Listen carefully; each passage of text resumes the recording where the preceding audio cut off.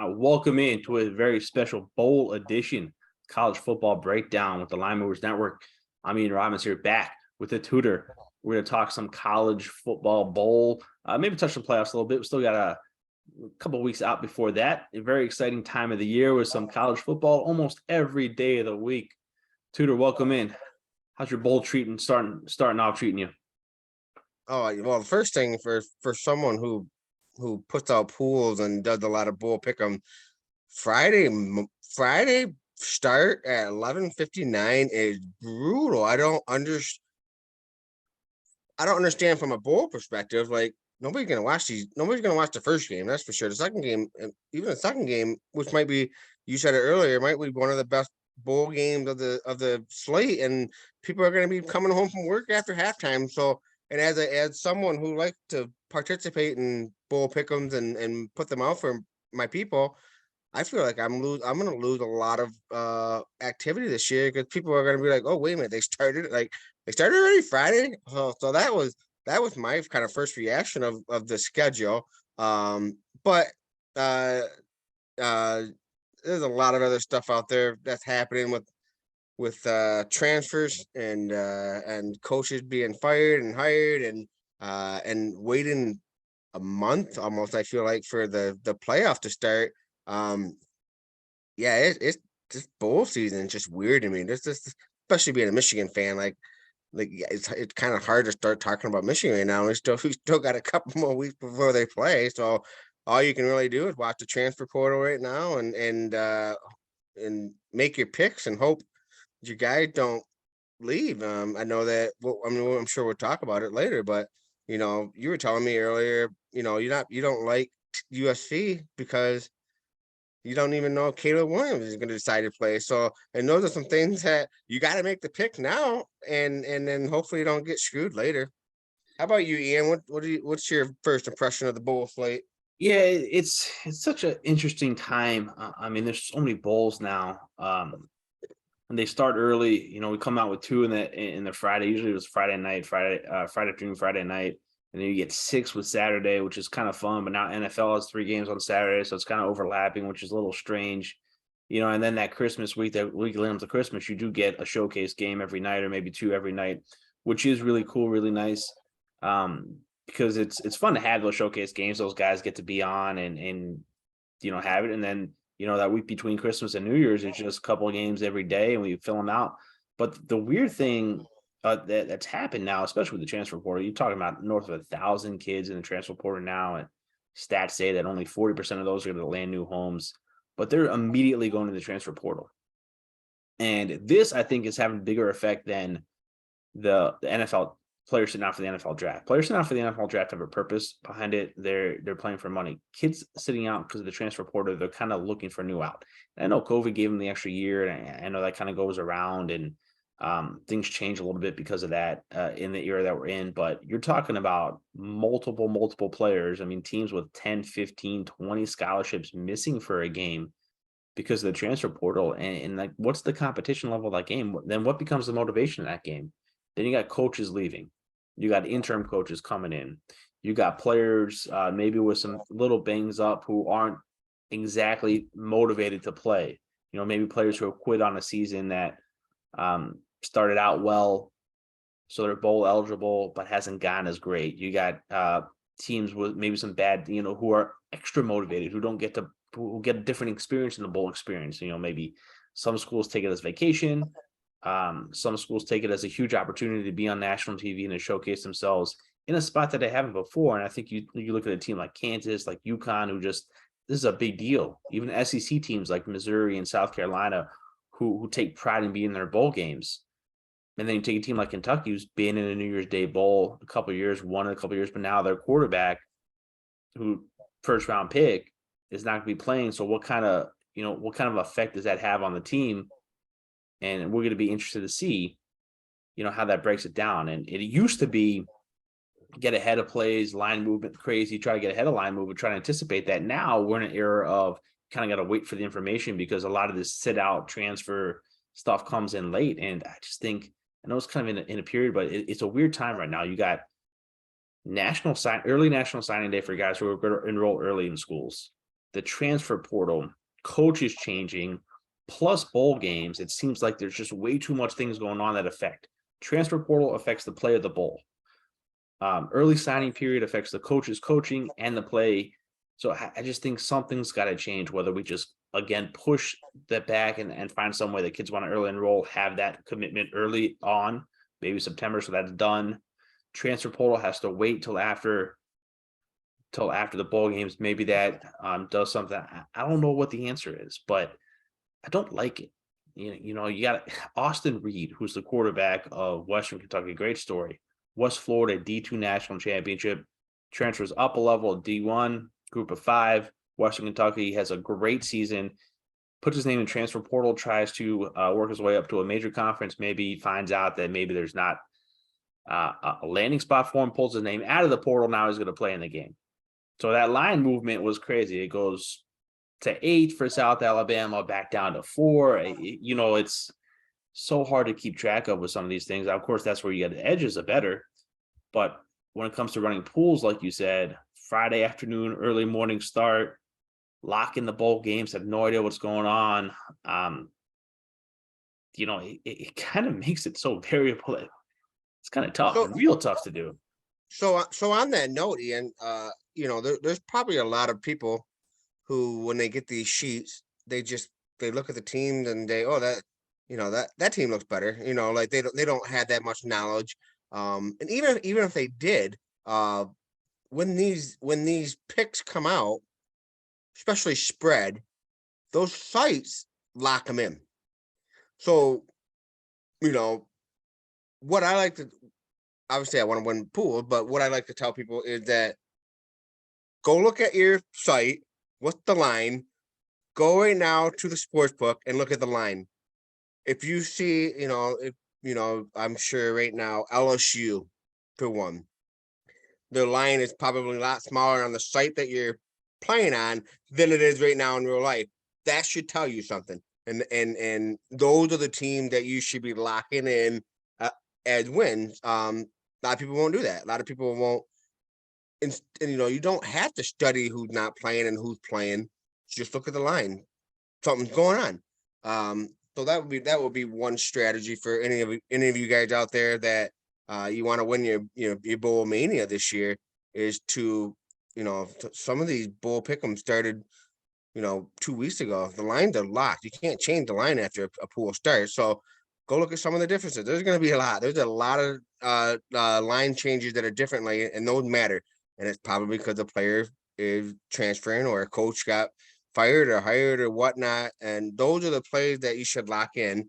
And then, you know, some of the other ones, then you can gut feel, whatever you're not. They both, the Bulls do some crazy thing, but there's just some thing that just makes sense, such as, you know, LSU being a good team, playing a team that just the entire offense decided they're going to transfer. Then, you know, you got Florida quarterback isn't going to play. You have Coastal Carolina quarterback transferred. You know, there's just a lot of line that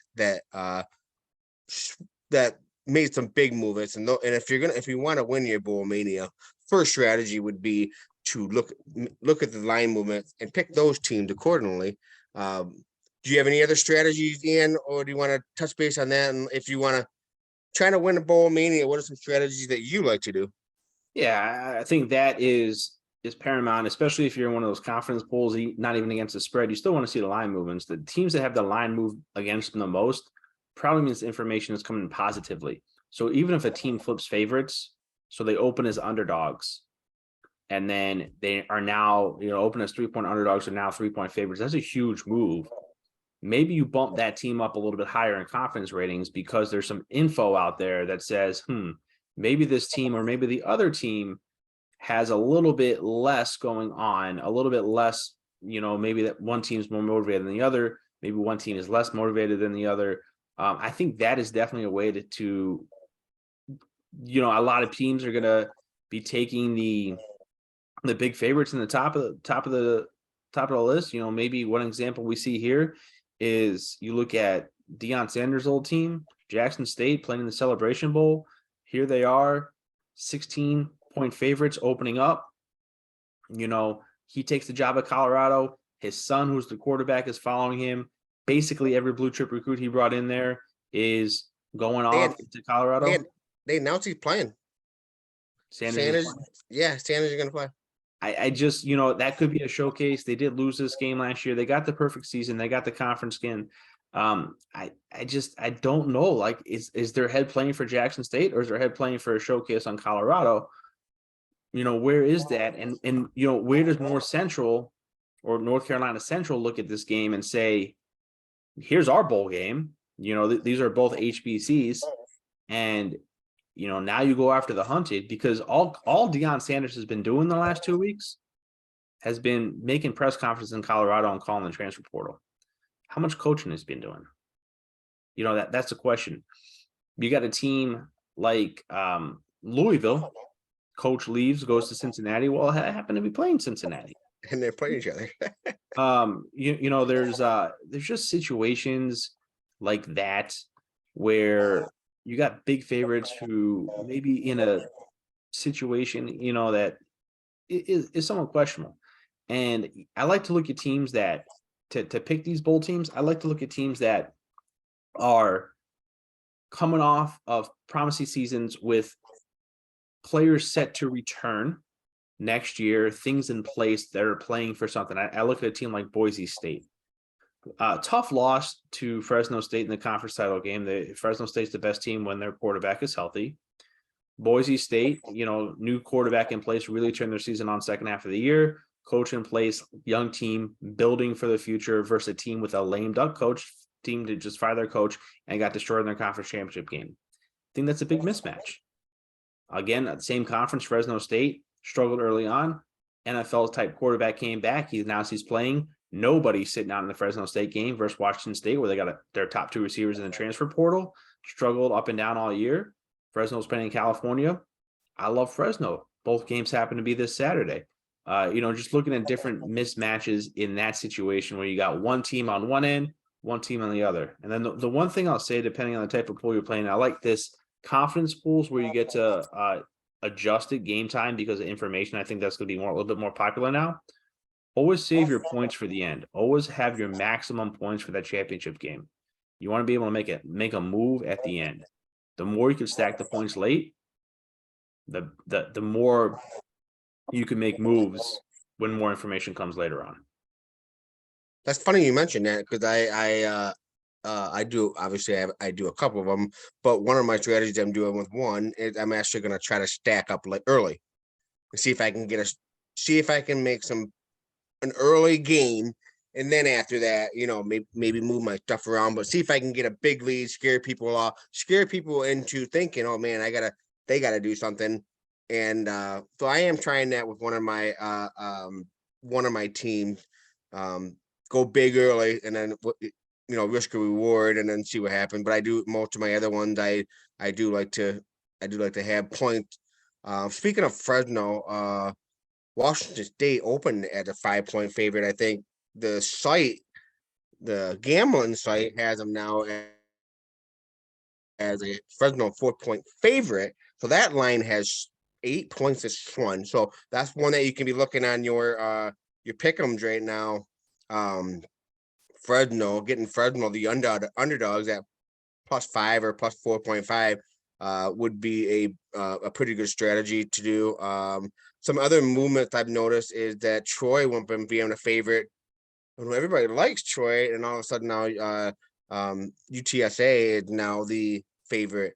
I'm not really quite sure why that happened, but those are the kind of things that would make me look to see why a swing like that happened. Other swing that I'm noticing right now is let's see here. Let's see here. Have you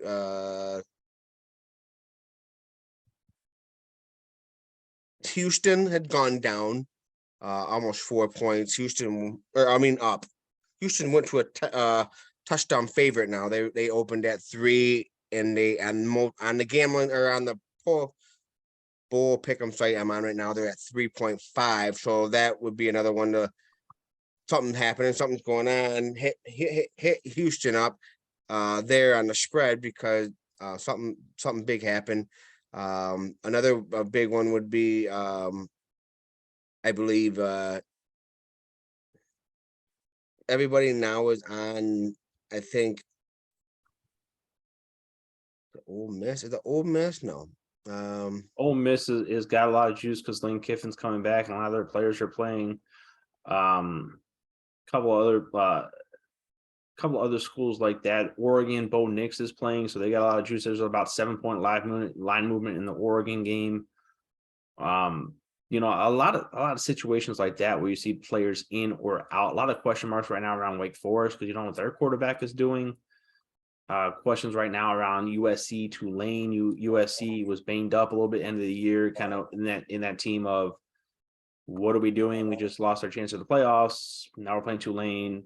We just got the Heisman winner. He got hurt in the game. He's not going to the NFL, but is he gonna risk it? I don't know. Alabama still question about the quarterback. Clemson has a lot of juice behind them because the backup quarterback came in. They won the ACC championship in pretty convincing fashion, and now they're playing for next year. So maybe a little bit juice behind them versus a Tennessee team that had a great year, but now the quarterback's hurt. A lot of players going to the NFL. So, you know, a couple of mismatches that way. I think that you can read the tea leaves in a line movement, maybe look at it like, why is USC Tulane a pick-em game? That doesn't make any sense. Why is Clemson the 6-point favorite over Tennessee when they've been rated ahead of them all year? That also doesn't make any sense. And why is Kansas State only getting 3 points against Alabama? Maybe Bryce Young's not playing. Yeah, it's almost like they still like the blue bloods. Still trust the blue bloods. I'm noticing LSU went from 5-point favorite all the way to 14.5. Two Big Ten teams. The line had moved their way. Illinois and Iowa have now taken over as a favorite. The Iowa being the big one. Kentucky was almost a 4-point favorite. Now Iowa is almost a 3-point favorite. Yeah, direct. So I'm not sure what's happening. I'm not sure what's happening there. Is Will Levis playing? Levis not playing. No, Will Levis playing. not Well, playing that makes for sense. Kentucky. So that's a direct correlation to Kentucky's top 10 quarterback is not going to be playing in that game. So what are they without their quarterback? And the answer is probably not that much. So, you know, pick Iowa. Iowa would be probably a must pick. And their defense is already good, so I don't know what the backup's gonna do. So that's a strategy. So those are some strategies that I like to use. Look at the line.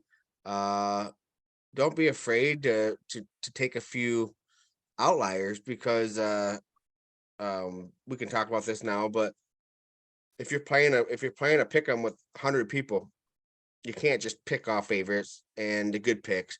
You got to be different somewhere. Just like if you're playing in any other fantasy DFS Survivor, you're not gonna get by just picking the chalk. So don't be afraid to get a little cute in your bowl pick 'em if you have a lot of entry. Now, if it's you and 10 buddies, make the picks you want to pick and let them get cute. It's just that's how you pick. I don't have the same strategies for all my bowl pick ones because one might have 200 entry, one might only have 50, and the other one might have 15. I try to play based on the size of the contest. I don't know what do you think about that, Ian? Yeah, the bigger the contest, the more crazy you got to get. The smaller contest, the more you can kind of get a little bit more chalky, a little bit more with what you think.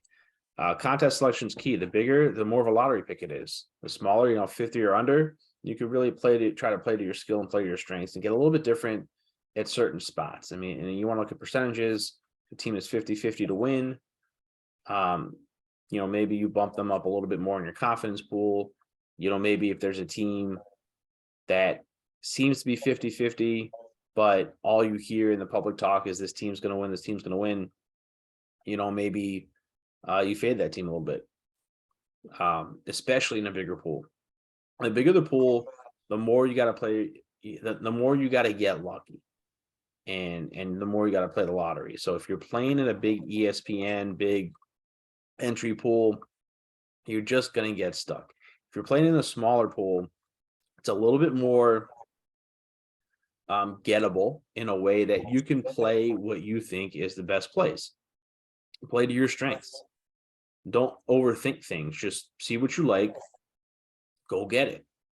And I do think that that is that is the ideal way to play, is you got to try to play to your strengths and try to find a pool that fits within that. You want it big enough where you want to hope to hit something because it's a month of your time, but you don't want it to get crazy big where it's a lotto ticket. It's very important to think about that because it completely changes your strategy. If you enter one bowl, pick them with 15 people, and you enter and win that, and you enter that same one with 300 people, you might not finish in the top 100. And that's hard to grasp sometimes. But you have to understand that the smaller you pick, the smaller the pool, the easier your natural picks will get there to the top. The bigger the pool, think about what you think and go the other way at least 5 times. And on that mindset, Ian, I don't know if you think the way I do on those lottery type pick pools. Do you still not pick the plays that are not obvious? So for example, Purdue is not beating LSU. So if you're in a lottery pick pool, do you take Purdue? Because I'm not. Because I don't think risking somebody that I really, really, really don't think win, even if they win, it's not going to make a difference in the standing because it's only 1 point. And if they lose, everybody gain 1 point on me. So when I in the lottery pool that I think taking a couple upsets trump some of those really big upsets, like which this year it would be LSU, TCU, Coastal Carolina, North Carolina, teams like that. I don't feel like you need to get that cute to win your lottery pick pool. I think you just need to hit those 6.5 underdogs, a multiple of them. Do you feel that way, or do you feel like you're taking Purdue and let's see what happens? No, I think inevitably there's going to be one of those situations happen. And I think that would be the big spread that doesn't move that much. I think when you're looking at LSU Purdue where the line went to 7-14, that's a little bit more telling. You look at a game like UAB, for instance, tomorrow where the spread has been hovering around 10, 9, 10, 11. That's still going to be a popular big time spread because it's a double digit spread that people are going to rank highly in the confidence pool. Maybe that's the area that you go different. Last year, you're talking spread. I was talking straight up. no, I'm talking straight up. I'm talking okay, confidence. okay. That game, I think, would have a high confidence because people might look at the spread to help them with the confidence pick. So higher 10-point favorite should win. Let me give them 30 on the confidence level. But that line hasn't moved that much. Maybe it's even moved the other way. So maybe that's the one that you question a little bit. Maybe that's the one you go oppo on. Last year, Jackson State was in that position. They were a 15-point favorite. I think they were the top rated confidence team for a lot of them. They ended up getting actually crushed, destroyed. Why? I obviously we don't know, but result based wise, that kind of crushed a lot of people's confidence pools because maybe there wasn't a lot of line movement. Maybe we're just picking Jackson State because they're the biggest favorite. But maybe what you want to do is look at the biggest line movement favorites and rank them higher. And that would mean LSU would be then your top rated confidence pick because hey, they're the team that's rated the highest because they're open to touchdown favorite. Now they're a 2-touchdown favorite. That is a massive jump as opposed to a UAB team who opened a 10-point favorite is now a 9.5-point favorite. Maybe not the greatest look right there. So I do think that, yeah, those plays you keep and you do, like you say, get crazy with some of the upsets, but be a little bit more thoughtful as to what upsets you're looking at. Maybe look at the line movements in your confidence ratings as opposed to just the spreads themselves. And what people need where to beat LSU. He's probably also doing a lot of other crazy things. So I wouldn't worry about being that one that missed the huge upset. You got to hit all those close games to win a bowl pick'em. You got to hit all the really close games. I wouldn't try to get cute with North Central or Purdue or the one that's okay. Maybe a North Carolina upsetting Oregon. I could see that maybe potentially happen. I wouldn't put a lot of points on it, but a lot of people are. A lot of people are going to put 30 on Oregon. So if you got just 5 on Oregon, that's okay, or 1 on North Carolina, and you can gain some ground there. So I wouldn't sweat it. People, if somebody tomorrow hit Miami win, because that same person probably also has 9 other upsets in their pool, and it's gonna come back and bite them in the butt anyway. So, um, yeah. So just make the smart plays, and especially if you can make the picks each game. You can make the picks. Just kind of think what other people are gonna do, and plan accordingly. But you don't need to get all out. Freak out. Somebody got Miami, they won, and then tomorrow you feel like you gotta gain a bunch of ground. I wouldn't do that, because that person is gonna have some crazy picks, because they're thinking crazy if they pick Miami. Yeah, no, I totally agree with you there. It's the middle ground that's going to get you. You got to be thoughtful of that. It's more than just looking at the lines. It's more about looking at the line movements, what the lines tell you, um, digging a little bit deeper, and that could be the extra little bit of effort that really helps you put you over the edge. As opposed to just kind of auto picking biggest favorites. Let's go down the list. No, let's look at this team moved, why, and if you're especially if you can adjust your points, let them adjust a little bit, get variable a little bit, give yourself a little bit of room. Yeah, I was upset that you just told me Levis wasn't playing, because I was on Iowa before I even knew that. And so Yeah, now I'm a little bummed that I'm losing my Iowa pick, but yeah, that's bull season for you. that's what you got to expect. Expect these guys not to play before you expect them to play, especially nowadays. That's Right. kind of the crazy thing, but where we stand. So So what's your favorite game on the slate, Ian? Like I know even with players out, what game besides the playoff that would you recommend the people watching? What would you recommend the game to watch? So Saturday, I mentioned this Fresno State team. I've been riding this team late on the year. I just think that since Jake Henry came back, it's been such a massive difference. I really think that team themselves is prime to really make a statement here. Um, the other team I'm looking at to really make a statement down the road is Florida State, and it pains me to say that, but Florida State ended the season tremendously. Maybe we're the best team in the ACC. Nice big rivalry win over Florida, putting up points. Third year of Coach Norvell's first bowl game since that. Finding a way to turn it around. This game is going to mean something to them. It's been a while. It's been a long road. Their players are going to play. They're playing to showcase where that program is, and they want to show that they are in a spot next year to contend again in the top 10 preseason, contend for the ACC, and I think they do just that. Going up against Oklahoma, a team that was very disappointed this year. Couple guys sitting, a lot of guys in the transfer portal. I just think that Florida State team, you can't make a spread high enough for me in that game personally, and I just think it's going to be shown in that game. So I like that game as a play for me. As a game to watch, I think that game is tomorrow, unfortunately, which is UTSA Troy, two non-Power 5 teams ranked in the top 25. Two conference championships in the Sun Belt and Conference USA. Great players. Just Troy's a Hail Mary from App State away from being undefeated and maybe being in that discussion over Tulane.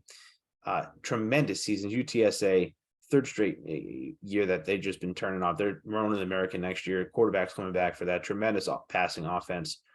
Great game. Too bad it's kind of buried in that Friday afternoon opening game, but really excited to watch that game. Just two teams that I've loved playing on all year and can't wait to watch that battle.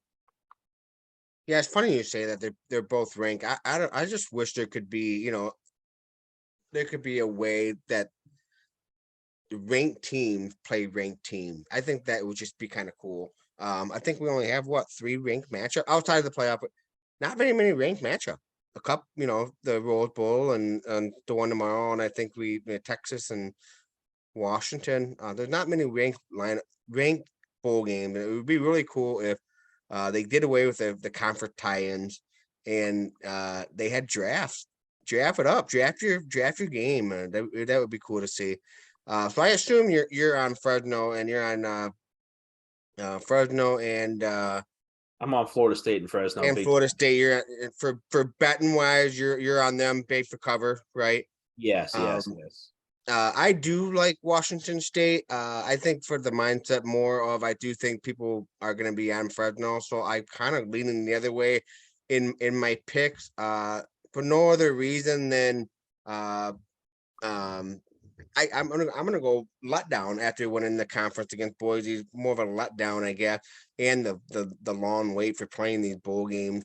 The game that I'm looking forward to is for just to watch. Beside my team, I think that the Arkansas Kansas game could be fun to watch. I haven't heard anybody sitting for that game. That's almost a pick 'em. It could be very high scoring. That's the Liberty Bowl on the 28th. I think that could be a really fun game. Um, I think that Oregon, North Carolina had a chance to be a fun game if Downs was playing. Not so much now. I do think a lot of these um, Big Ten games, they might not be fun to watch, but they could be potentially very close. Maryland, North Carolina State, Iowa, Kentucky, Illinois, Mississippi State, Penn State, Utah. Those are some games. I think they're gonna be. It's gonna ruin the bowl mania. I think that a lot of people around Illinois because Mike Leach died, but Mississippi State might come out and win that game, right? A lot And of then emotion in that game. That game is really once that news break and rest in peace, Mike Leach. Very unfortunate news. All the best to his family and to the program that he helped build or helped build the last couple of years. Yeah, who knows that game is just so hard to tell what kind of emotion these kids are heavy or weighing on them. Are they playing up? Is it too emotional? Do they kind of get let down? Who knows? You'll see. You'll be able to see right away in that game what's going on. yeah. In terms of betting, I just mostly gut feeling a lot of these things, and obviously watching the regular season. And I know I understand that the bowl game are different, but I do think Washington a far better team than Texas, so I'm hitting them hard.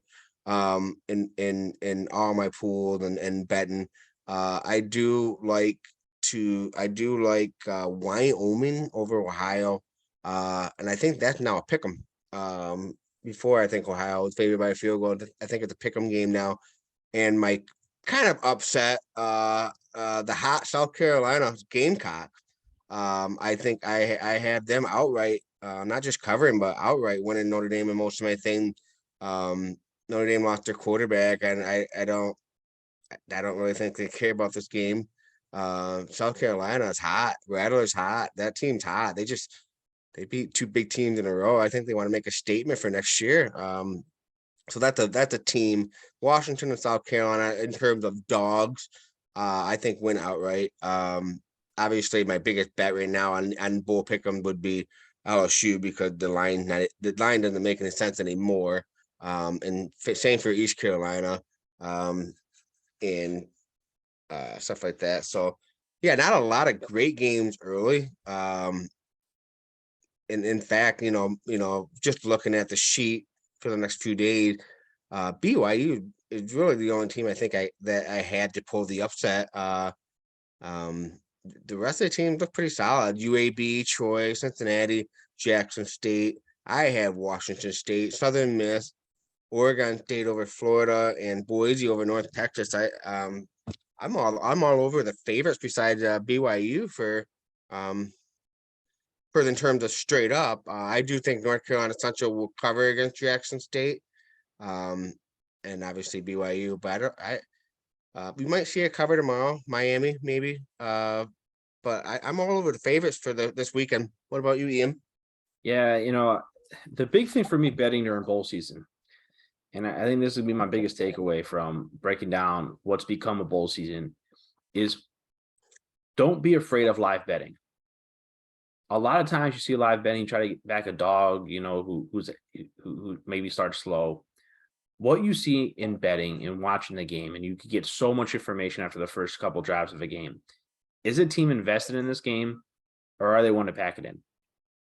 If a team just comes out and they make some subs and they just kind of get run up and down the field, they're probably done.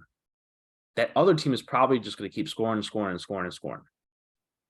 If you see a game going back and forth, touchdown, even if they're two typically low scoring games, usually you bet a live under on that game. Go the opposite here. Bet over. These teams have nothing else to play for besides showcasing and having fun. If they're going back and forth, they're probably going to keep going back and forth, and maybe you see overtime. If you see a team, that's outplaying, that maybe has 1 or 2 turnovers and it maybe gets down because of the turnovers, but they continue to move the ball, that team's probably live to come back. So you can get a lot of information in bowl games, and I think that's the most profitable way to look at it. If you see 2 teams just not interested in playing, keep hitting the under, especially if it's a bad part of the game. If you see 2 teams going up and down the field, live over. You see 1 team show up, 1 team not, keep hitting that favorite. You see, battling, maybe you want to see some fight from the underdog. That's where you kind of can see a shift and maybe a comeback happen because they're just playing for nothing to lose. So I like to look at the lines have moved so much on some of these games. I like to just, let it play out. A lot of these games we're showcasing to watch. Let it play out, see what happens. Have that app ready in phone, ready during the game, commercial break, see what you can see off there, make a live play. So that's my biggest looking forward to bowl season. Sitting around, hitting some of these live bets. Look at these line movements.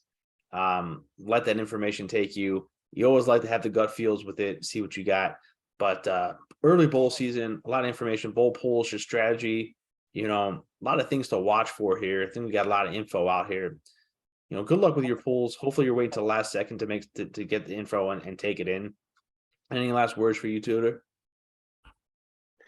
No,